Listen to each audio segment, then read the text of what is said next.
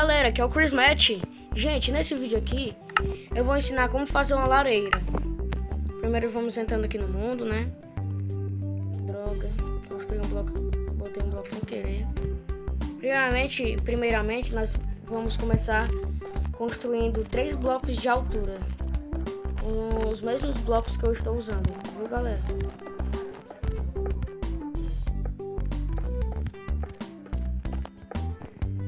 Agora nós botamos 1, 2 aqui, fechamos aqui. Agora, para ficar mais bonito ainda, nós pegamos a escadas de tijolos e vamos cercando ao redor da lareira. Droga galera, teve um erro aqui, quebrem aqui, aqui e aqui.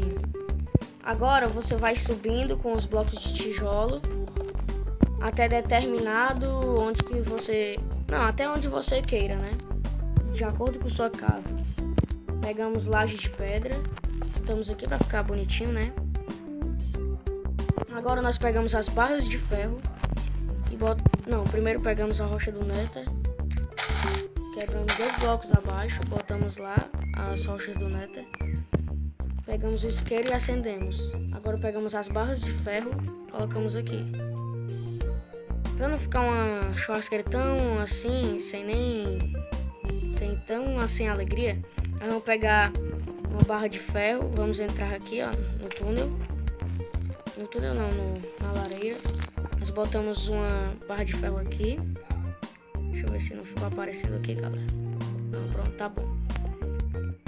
Nós pegamos os ovos de Blaze e botamos um. E agora nós tapamos com barras de ferro. E está aqui nossa lareira. Gente, não tá dando para ver nossa fumaça da lareira, porque está de noite. Então eu vou tirar aqui um cochilo e quando amanhecer aqui no jogo vocês vão ver.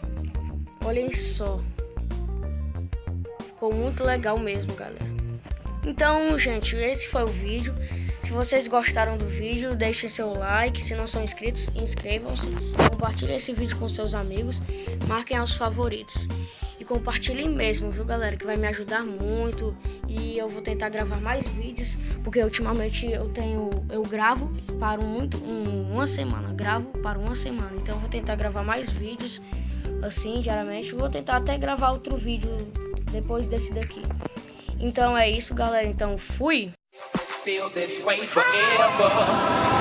I'm Sharon the Jackson.